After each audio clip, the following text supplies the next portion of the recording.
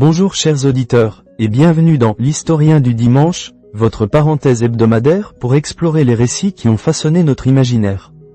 Aujourd'hui, nous allons lever le voile sur une figure éminente de l'Olympe, un dieu si éclatant qu'il semble incarner à lui seul une part essentielle de l'existence humaine.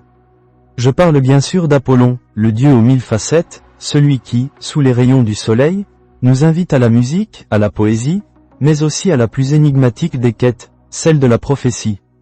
Imaginez un instant un dieu qui représente à la fois la clarté la plus absolue, la beauté juvénile, l'harmonie des arts, et la capacité à sonder les profondeurs de l'avenir.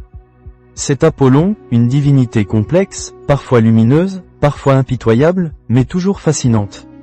Prêt pour le voyage? Alors, prenez place, nous plongeons ensemble dans son histoire. Pour comprendre Apollon, il faut d'abord se pencher sur ses origines, une naissance mouvementée qui a posé les bases de son caractère. Apollon est le fils de Zeus, le roi des dieux, et de Léto, une titanide d'une grande beauté. Mais comme souvent dans la mythologie, l'amour de Zeus provoque la fureur d'Héra, son épouse jalouse. Léto, enceinte de jumeaux, est poursuivie sans relâche, sans qu'aucun endroit sur terre n'ose l'accueillir de peur de la vengeance d'Héra. Elle erre ainsi, épuisée, jusqu'à une petite île flottante et stérile, Délos, qui accepte enfin de lui offrir un refuge, à la condition qu'Apollon y jure de fonder son culte. Là, après 9 jours et 9 nuits d'un travail douloureux, Léto donne naissance à Artémis, la déesse de la chasse, et immédiatement après, à Apollon. Un détail savoureux, Artémis, à peine née, aide sa mère à accoucher de son frère. Des jumeaux hors du commun, n'est-ce pas? Et cet Apollon, sitôt né, est déjà doté d'une puissance et d'une détermination incroyables. Il n'a que 4 jours, selon la légende, lorsqu'il se lance dans une quête qui va marquer son destin. La région de Delphes, là où sera établi son célèbre sanctuaire, était alors sous la coupe d'un monstrueux serpent, le Python, une créature liée à Gaïa, la terre-mère. Ce Python avait terrorisé Léto durant sa grossesse et était devenu une menace pour les humains. Le jeune Apollon, armé de son arc et de ses flèches d'argent, poursuit et tue le Python, libérant ainsi la région de son emprise maléfique. Ce geste fondateur assoit sa domination sur Delphes et jette les bases de son rôle de dieu prophétique. Mais passons maintenant à ce qui définit le plus Apollon aux yeux de beaucoup, son lien indissoluble avec le soleil. On l'appelle souvent Phébus Apollon, Phébus, signifiant « le lumineux ». C'est lui qui, chaque matin, traverse le ciel dans son char tiré par de magnifiques chevaux, apportant la lumière au monde.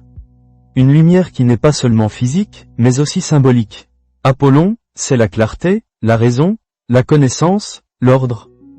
Il s'oppose à l'obscurité, à la confusion, aux forces primordiales et chaotiques. N'est-ce pas fascinant de penser qu'un dieu peut incarner à ce point la quête de la vérité et de l'illumination? Le soleil d'Apollon éclaire les esprits autant qu'il réchauffe la terre. C'est sous sa lumière que les philosophes grecs ont réfléchi, que les artistes ont créé, que les cités ont prospéré. Il est le garant d'un certain équilibre cosmique et moral. Mais Apollon n'est pas qu'un porteur de lumière. C'est aussi le dieu des arts par excellence, le patron de la musique, de la poésie et de la danse. Son instrument de prédilection, c'est la lyre, dont il est un virtuose inégalé. La lyre n'est pas un simple instrument, c'est un symbole d'harmonie, d'équilibre et de beauté. Apollon est d'ailleurs le chef des muses, ces 9 déesses inspiratrices de tous les arts. C'est lui qui les guide, qui insuffle l'inspiration aux poètes, aux musiciens, aux sculpteurs. Imaginez les banquets sur l'Olympe, où les dieux se délectent des mélodies divines qu'Apollon tire de sa lyre, des chants sublimes qui apaisent les tensions et élèvent les esprits. C'est l'incarnation même de l'esthétique et de l'expression artistique. Cependant, son excellence le conduit parfois à l'orgueil, et malheur à ceux qui osent le défier dans son domaine. L'histoire la plus célèbre est celle de Marsyas, un satyre qui avait trouvé la flûte enchantée d'Athéna et se croyait capable de rivaliser avec Apollon. Le dieu accepte le défi, à une condition, le vainqueur pourra faire ce qu'il veut du vaincu. Bien sûr, Apollon remporte la compétition, notamment en demandant à jouer de son instrument à l'envers ou en chantant en même temps, ce que la flûte ne permettait pas. La punition de Marsyas fut terrible et cruelle, Apollon le fit écorcher vif. Une histoire sombre qui nous rappelle que même les dieux de la lumière peuvent faire preuve d'une grande sévérité face à l'hubris, l'orgueil démesuré. Et puis, il y a son rôle le plus mystérieux et peut-être le plus recherché, Apollon, le dieu de la prophétie. Après avoir vaincu le Python, Apollon s'approprie le sanctuaire de Delphes, qui devient le centre spirituel du monde antique. C'est là que se trouve son oracle, le plus célèbre et le plus vénéré de toute la Grèce.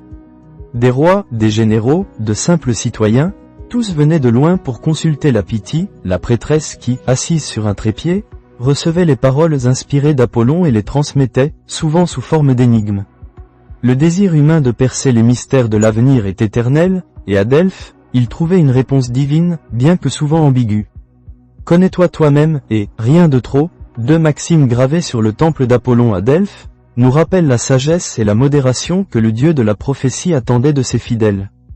Il n'apportait pas de réponse toute faite, mais invitait à la réflexion, à l'introspection.